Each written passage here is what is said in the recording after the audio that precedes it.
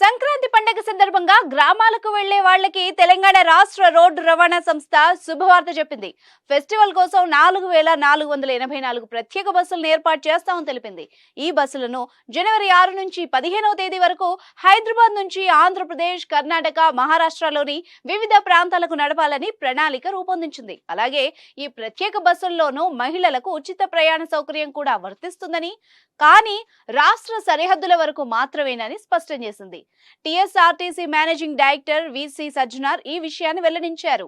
సంక్రాంతికి స్వగ్రామాలకు వెళ్లే వాళ్ళని సురక్షితంగా తన గమ్యస్థానాలకు చేర్చడానికి అవసరమైన అన్ని ఏర్పాట్లను చేశామని, ప్రయాణికులకు ఎటువంటి అసౌకర్యం కలగకుండా చర్యలు తీసుకుంటున్నామని తెలిపారు.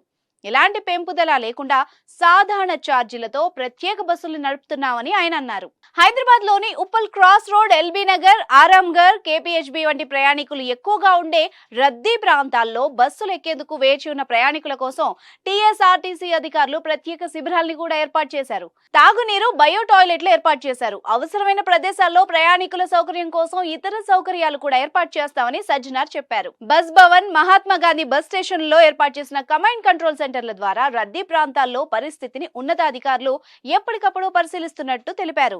టోల్ ప్లాజాల వద్ద టీఎస్ఆర్టీసీ బస్సుల కోసం ప్రత్యేక లైన్లను ఏర్పాటు చేశారని, తద్వారా ప్రజలు తమ గమ్యస్థానాలకు త్వరగా చేరుకోవచ్చన్నారు.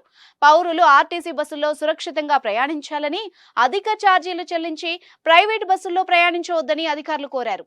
సంక్రాంతి పండుగకి వెళ్లే మహిళలు ఆర్టీసీ నిర్ణయంపై సంతోషం వ్యక్తం చేస్తున్నారు. ఆర్టీసీ అధికారులు చేపడుతున్న ముందస్తు ఏర్పాట్ల విజయవంతమై పండక్కి వెళ్లే ప్రతి ఒక్కరూ సేఫ్ గా గమ్యస్థానాలకు చేరుకోవాలని కోరుకుందాం.